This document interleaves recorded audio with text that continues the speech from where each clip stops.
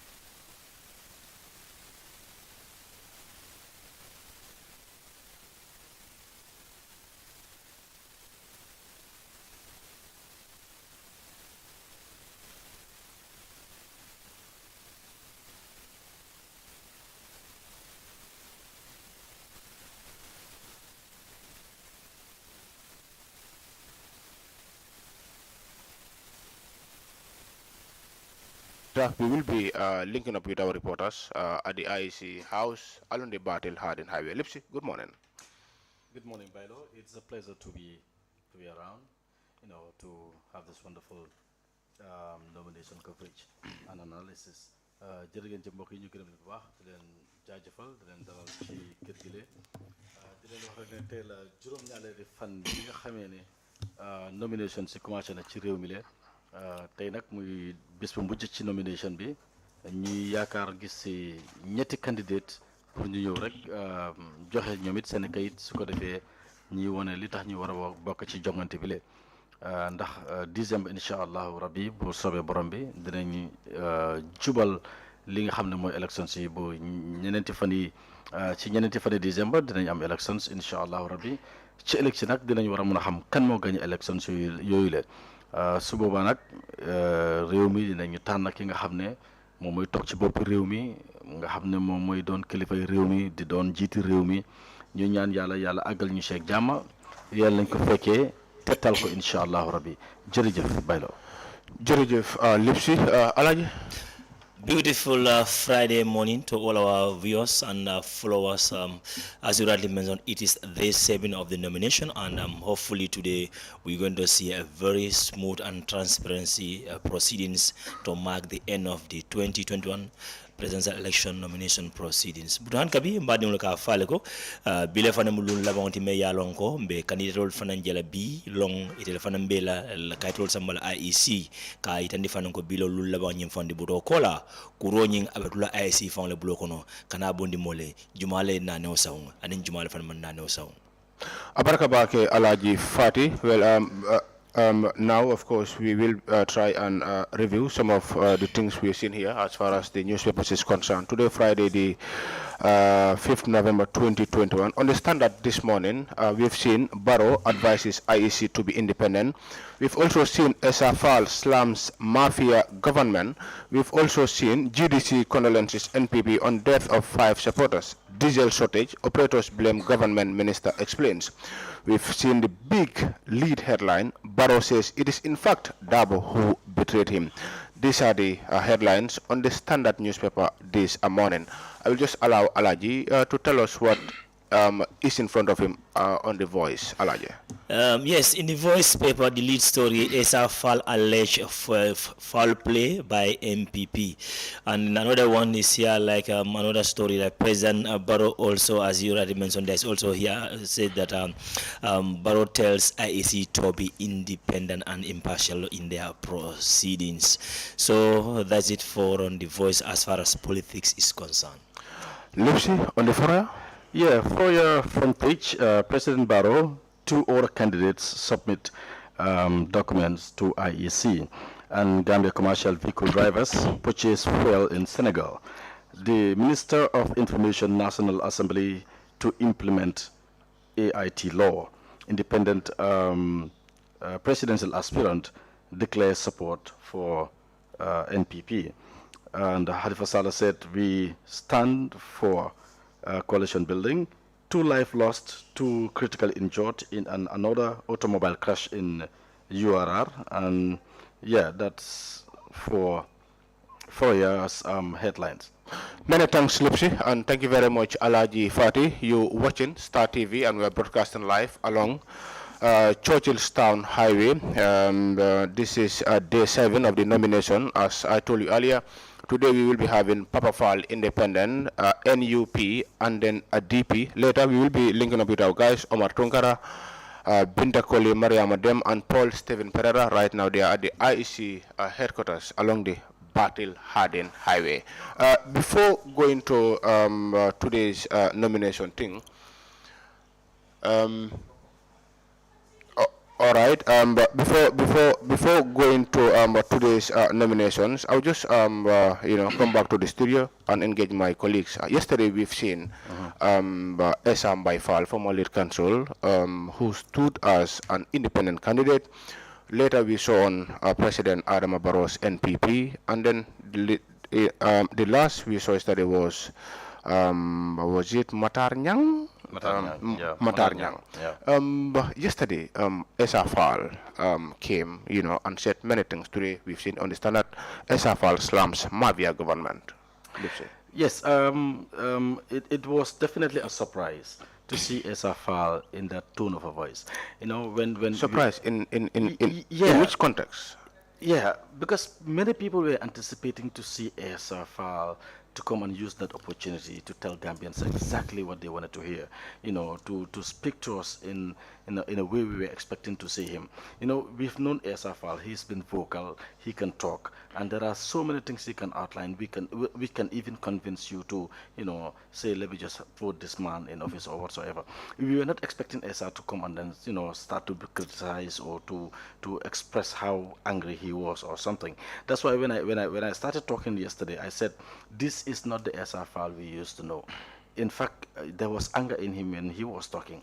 When he explained, the things that was done to him by the NPP, according to his statement and something like that. I think that what's angered him. And this is not what we were expecting to see from Esafal. It's as if he lost control. Day before yesterday, we saw Honorable Halifa Sallah. When Halifa Sallah was talking, many also concluded that Sallah was emotional. It was not only Salah who was emotional. Many people were emotional, especially when he said, "This is my last attempt. I have reached the pinnacle of my career. I have done my part." There are many things he said which were, he was not the only one who was emotional.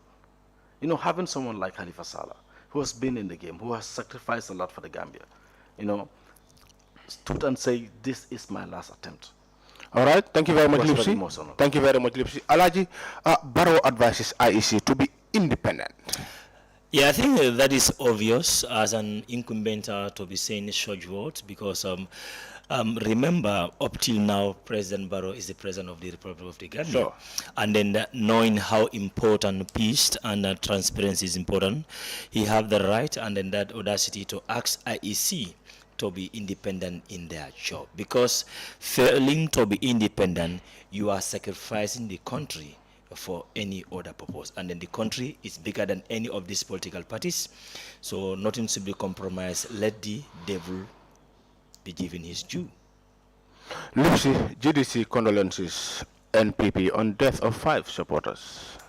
I think I have to, applaud GDC for doing that. Aside from politics, we are all one. We are all Gambians. Yeah. This was really, really, really touching when I saw it. This is the kind of leadership you want in this country.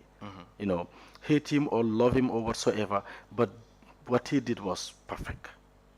It doesn't matter where it happens, whether it's in your party, whether it's in another party or whatsoever. It's good to see something like this. I think it is very encouraging, and I definitely applaud them for sending their condolences. For praying for the deceased, the departed souls. All right, thank you very much, Alaji. And the other headline we saw on the standard is diesel shortage. Operators blame government. Minister explains. It has been a tough week, huh? Yeah, they blame government in which sense there? Look, I have been saying this many a time. Like Gambia, it's high time we open doors for various business in the country. Like before, we only have Gamcell as the sole GSM company in the country here. Then the SIM card was how much? $500. But when the competitors came in, it was reduced almost to next to nothing. So look, in this country, the only way forward, any business that we are doing, we must bring another competitors. So to say one person sole representative of hiring or selling petrol in the country, that is chaos, is dangerous. It will never take this country forward. We must open doors for others to participate in. That is the only time this fuel stuff can be stable. I know it has something to do with the international community, because even in the international community, there's a crisis, but our country, the Gambia's one, is the worst.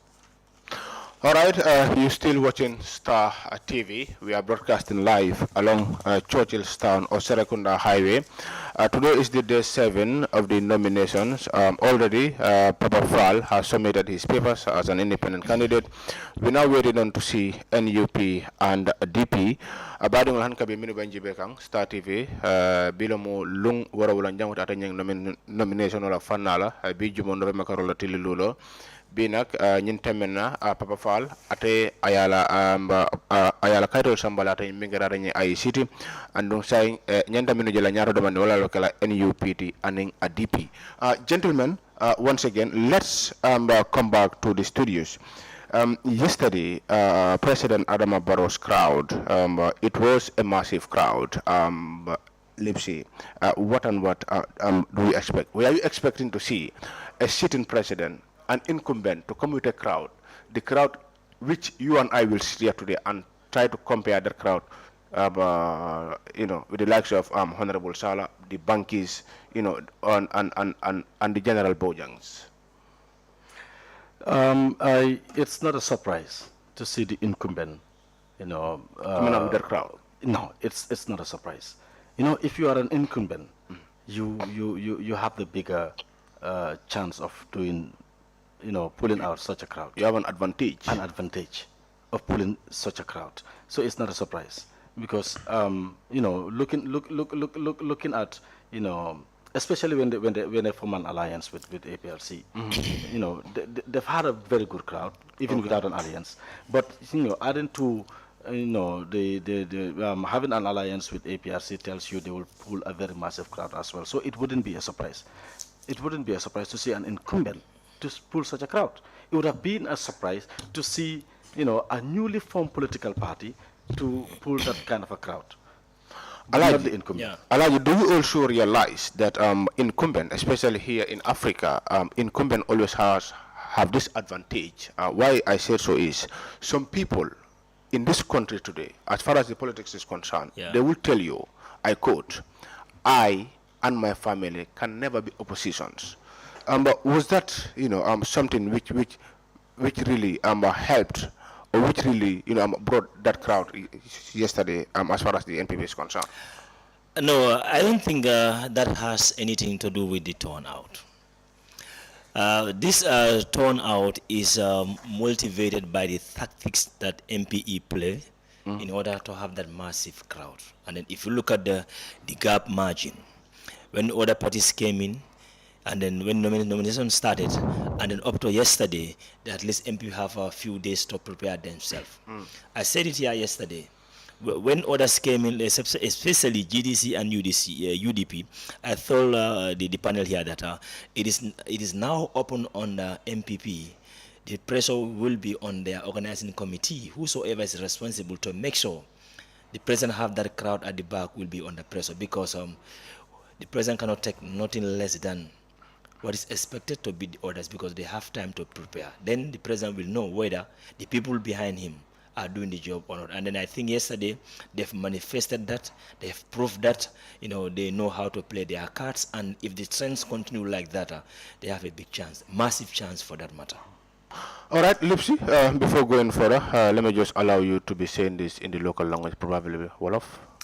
jërëjëf ñu ngi la ndokkeel bu baax a baax di wax nit ñi rek ne yéen ak ñoo seetaane fii ci Star TV lim laajte nag dafa am solo trop parce que démb gis nañ ndaje bi génn mbooloo mi génn dara président Barrow gis nañ ko ñuy laajte ndax loolu lu bett nit ñi la lu jaaxal nit ñi la ne président Barrow war naa mun a génne ndaje bu mbooloo mu toll noonu ñuy wax rek ne nit ku nekk ci bopp réew di doon njiiti réew kon kooku su amee mbooloo mu takku mu mel noonu war ta mun a jaaxal kenn liy jaaxal nit ñi kay mooy parti bu ees parti bu juddu démba rek am mbooloo mu mel noonu ñu dar ko génne ko ci biti wane dooleem kon boobu dañoo jàpp ne kon lii kii kat ku mat a bàyyi xel la parce que juddu démba am ci mbooloo mu toll nii kooku war naa mun a war nañ ko mun a bàyyi xel waaye ki nga xam ne moo toog ci bopp réew mi nga xam ne moom am na every chance pour am mbooloo mu toll noonu especially bi ñuy gis UDP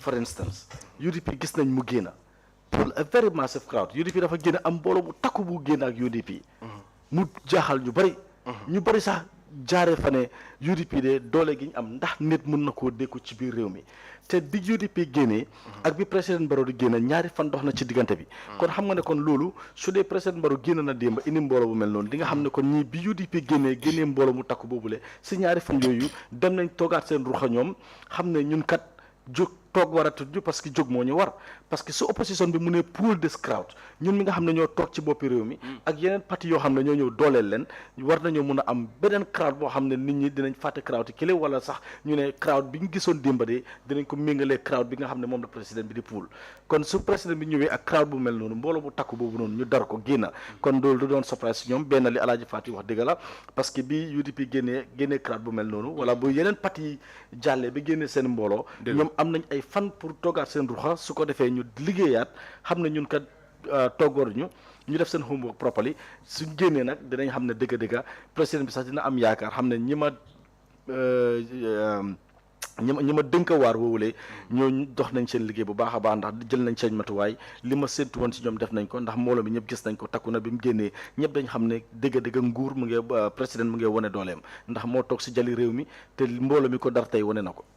All right, Jerejef Lipsi, before going to Alaji Fati on the Mandinka version, let me just tell you something about Papa Fall. Papa Fall, a Gambian American citizen and one of the leaders of the failed 2014 coup, was the first to submit his credentials this morning. Papa Fall was born in 1968 in the Gambia and moved to the United States in 1991.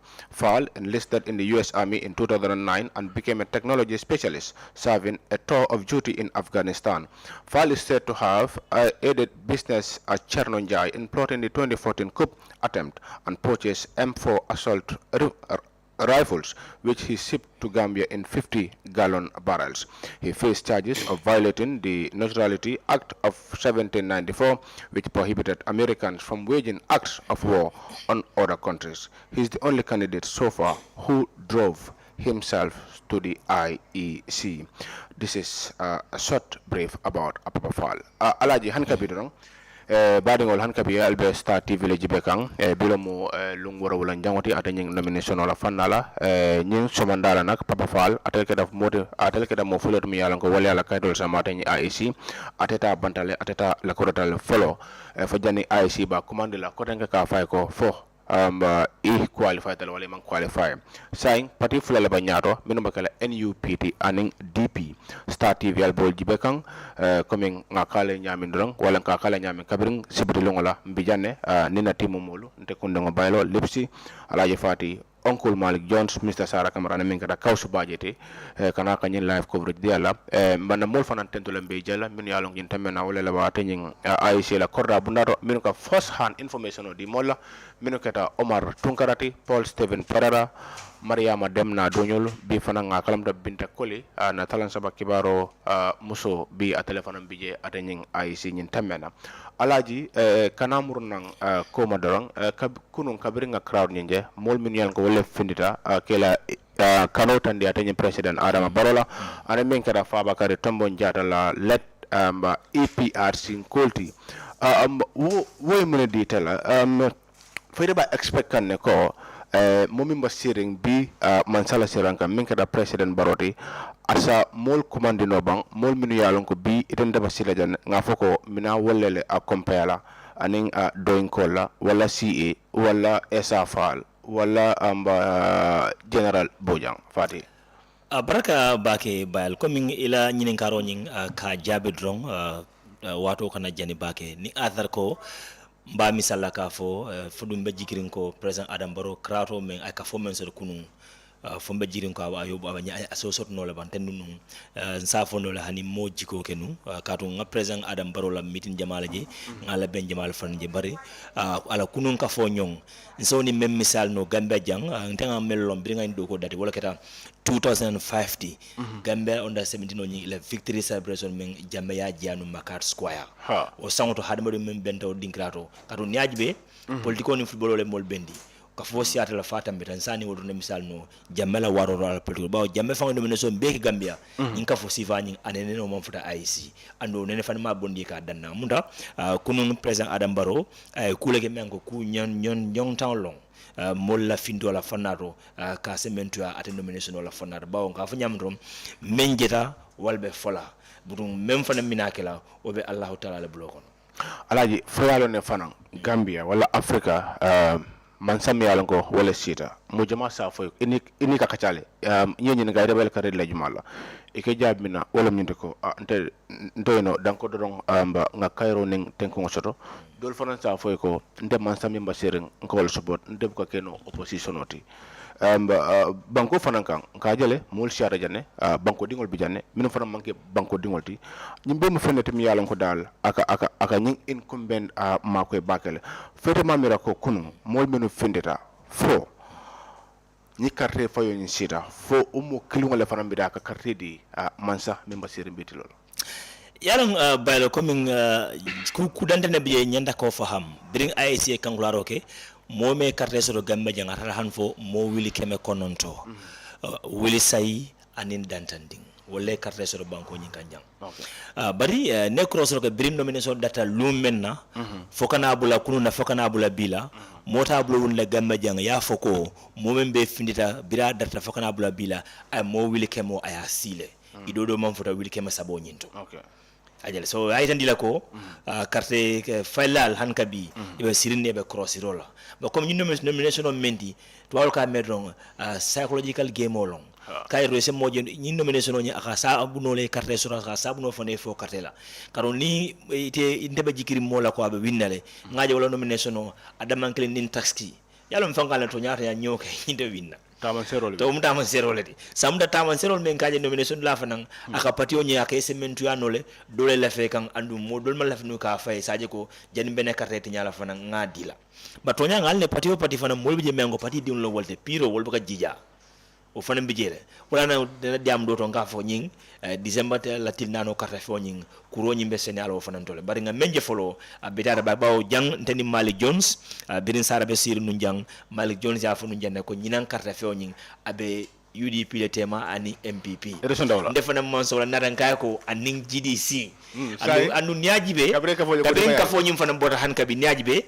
abalare walnya MPP UDP GDC wala mo tonyati comme ndela cross ro mo do fan saje no bante ngaje nyamin ka fo la siaro MPP level force UDP be second GDC be tat lepsi no gisé nonu non loolu dafa leer parce que li ma wax dëgg la su dee mbooloo bi xam nga yaa ngi ko laaj benn question bu am solo waaw ne ndax mbooloo mi génn a dar candidate si ndax ñoo leen a sànnil xam nga loolu nit mënut a sukkandiku ci loolu ne ñi génn yëpp ñoo leen a sànnil parce que dina am ñoo xam ne dem nañ ci mbooloo te xëj na dem seetaan moo leen fa yóbbu loolu mun naa moo xew na ci Mama Kandeh xew na ci président Barrow xew na sax UDP di nga gis nit sol t-shirt xëj na broda moo ko jox t-shirt wala bugga naa fekkee ambiance bi bugga naa fekkee that historic moment mun a xaaral ma dem ñu may ko t-shirt mu dem loolu yëpp daf day am waaye soo gisee mu important mooy parce que crowd bi ngaa pool crowd boobu noonu rek mun naa tax keneen ñëw join la parce que am na koo xam ne démba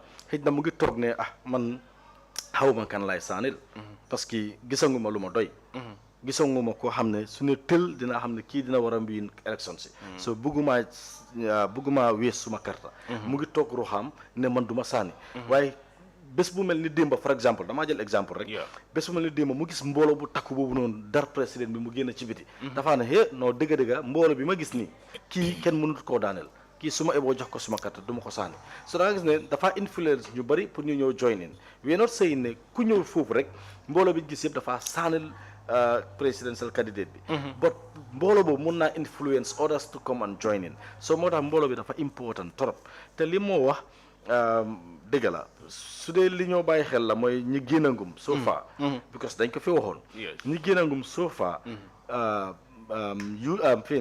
NPP mbooloo biñ pool mu ëpp ñoom ñoo ëpp mbooloo ci liñ génnee loolu mooy lu am xëj na ku nekk nag da ngaa def sa njàngat am na ñoo xam ne dinañ ko nangu am na ñoo xam ne duñ ko nangu but ñun liñ gis ak liñ xayma li moo wax dëgg la NPP ñoo gën a pool crowd den nga am UDP den nga am GDC All right, you're still watching Star TV. We will be going for a short break. When we come back, we will link up with our reporters down there at the IEC complex along the Battle Hardin Highway. It's the Day 7 nomination. We've seen Papa Fall of Independent. Now we're waiting to see NUP and DP. We'll be right back after the short break.